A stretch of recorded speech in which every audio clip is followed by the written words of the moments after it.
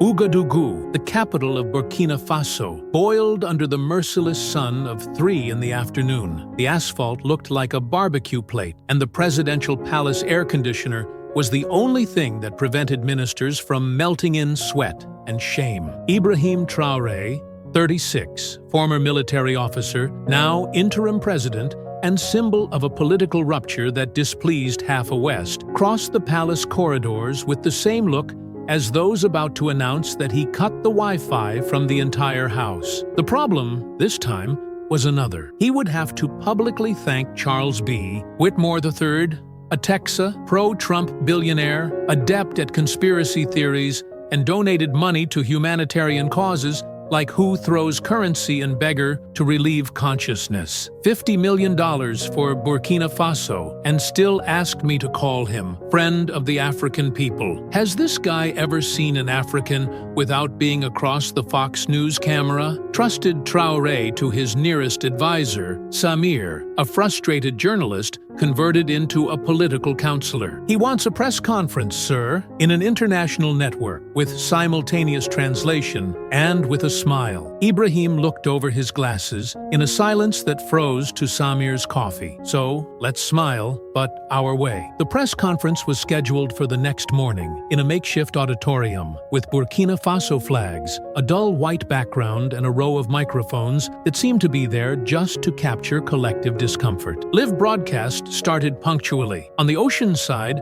Charles B. Whitmore appeared by video in his mansion with Roman columns, a red cap with golden lyrics, "Make generosity great again," and a smile too wide not to be marketing. Traoré climbed to the pulpit. It took a deep breath. He looked at the camera. "I would like to thank Mr. Charles B. Whitmore for the generous donation to the bourgeois people. Certainly, resources will help those who have helped to impoverish by funding global policies that sabotaged the south of the planet." The silence was immediate. Samir spat the sip of water. The interpreter locked in English and restarted as if nothing had happened. "The generous donation will serve to feed thousands of families, while we hope that Mr. Whitmore will continue to evolve his worldview, as generous as the market logic he idolizes."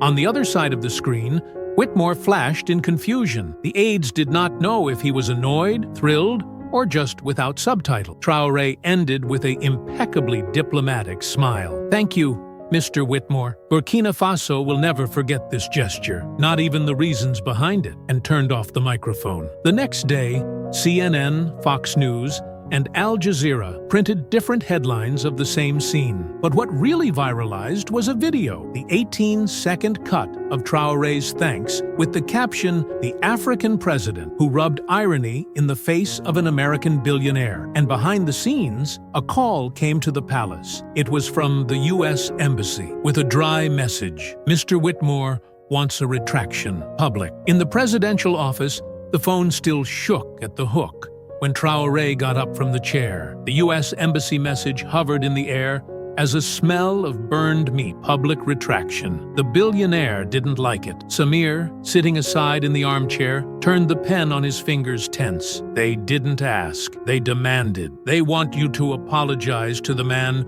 who gave alms with the spotlight." "Funny," said Traoré with a half-smile. "They send money and still think they send it on the script."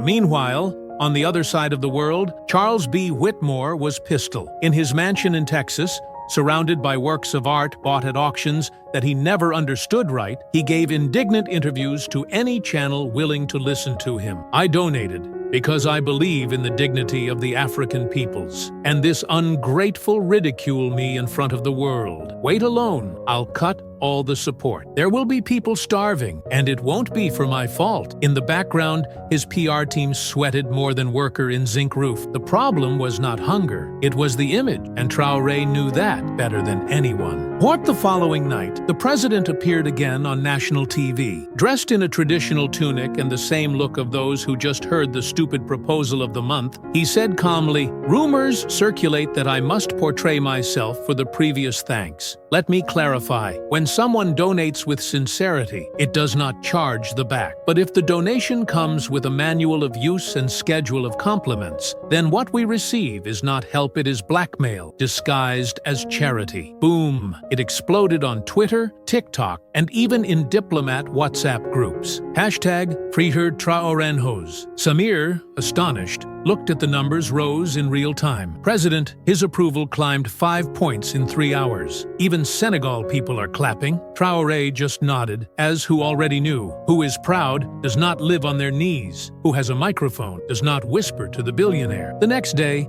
something unexpected happens. Whitmore doubles the bet. He announces on an American national network that he personally goes to Burkina Faso to show that the people are more important than the vanity of their leaders. A private plane is seen from Texas. Destiny, Ouagadougou, and Traoré, he just raises an eyebrow and says, "Time to serve tea." And maybe some truths. Charles B. Whitmore's Falcon 8X landed at Ouagadougou International Airport as a ship of modern arrogance. Chrome, with the name of the billionaire recorded in the gilded fuselage and a larger American flag than his humility. On the track, a basic entourage, diplomats, security guards, and an interpreter with the face of those who preferred to be an endoscopy. Traoré wasn't there. He had better plans. The official reception took place the next afternoon at Kosiam Palace. Airy room, sober decoration,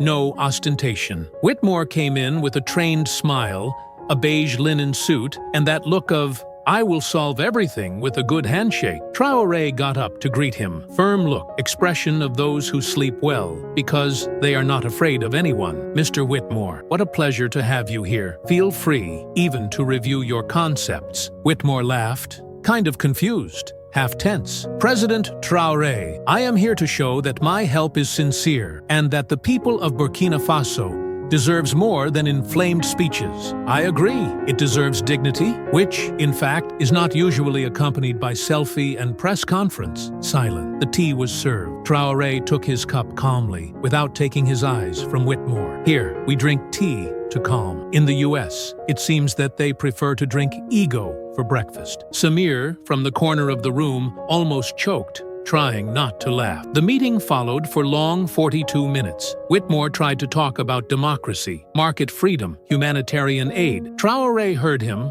with that kind of attention that we pretend to give the corporate event speaker. When Whitmore finished his self-student thesis on how to save Africa, Traoré responded with the subtlety of a glove slap. "The Lord speaks of saving, but who has elected him hero? Here we are not drowned. We are being pulled by invisible hands that claim to be saving. And curiously, many of them use Rolex." On leaving the meeting, Whitmore summoned the press. Despite the harsh words, "I'm here because I believe gestures are worth more than words," he opened an envelope before the cameras. In it, the announcement of another $100 million in donations for projects in Burkina Faso, but with one in the spot. The funds would be managed by an American foundation, not by the local government. That is, money comes, but control goes away. Back in the palace, Samir read the news aloud. Traoré, calm, just murmured, "He wants to buy the food and also the fork." That same night, the world press reported, "American billionaire increases donation to Burkina Faso, but imposes external control over the funds." Behind the scenes,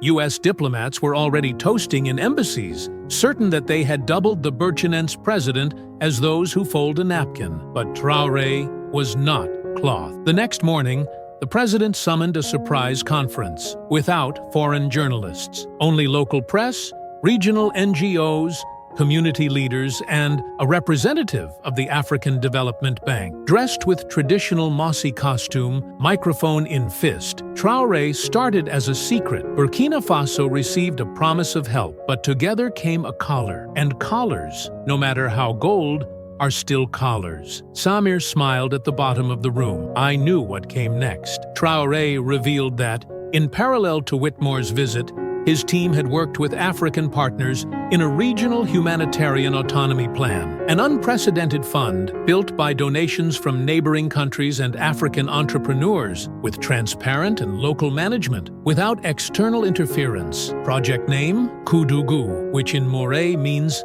place of dignity. And, as a icing on the cake, Traoré announced that, by unanimous decision of the new fund's board, the $50 million already donated by Whitmore would be returned. Yes, returned. We thank generosity, but we prefer freedom. Pause. The silence was so thick that you could cut it with a spoon. And if hunger is the price of dignity, that we eat together, but without selling our soul. Hours later, Whitmore embarked back to the U.S., visibly annoyed. But before leaving, he left an enigmatic phrase to a journalist. If he thinks he can face me and go over, well, let's see what his economy says in the coming months. The next day, 3 major import contracts were mysteriously cancelled. Anonymous sources spoke of silent retaliation, but Traoré already had a plan, and the phone rang in the palace. It was the president of Ghana. Ibrahim, if they will tighten your neck, we hold your spine. The impact was immediate. 3 international export contracts: coffee,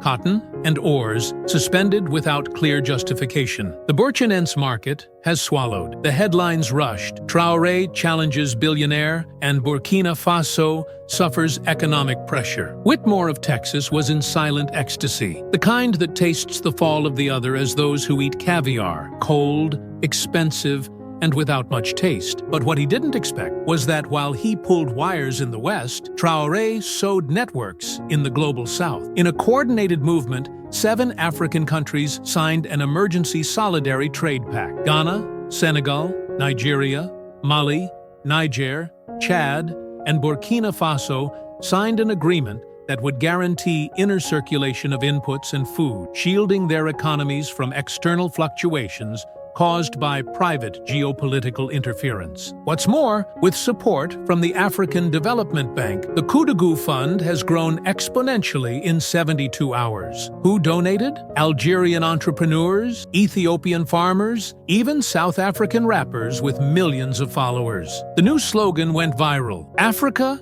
helps Africa. Without awareness, invoice. So the following week, Whitmore tried to contact, called, sent email. He waved to the silence. Traoré, impassive, responded only with a sentence published in his official profile. Anyone who thinks money buys everything, usually paying dearly for their own ignorance. The UN requested a mediation. The African Union spoke in support of the Burkinabé decision, and the documentary of a Kenyan filmmaker entitled The Billionaire and the Captain began to be produced. Whitmore, it disappeared from the headlines. Its foundation lost sponsorship. And that ridiculous red cap, it turned meme. Meanwhile, in Ouagadougou, Traoré was walking among residents of a poor neighborhood where the first distribution unit of the Koudougou Fund had just been inaugurated. A lady, with a tanned face for time and dignity in her eyes, held his hand. "President, is this ours the same?" Traoré smiled, simply. "Yeah," and no one had to pose for the charitable picture.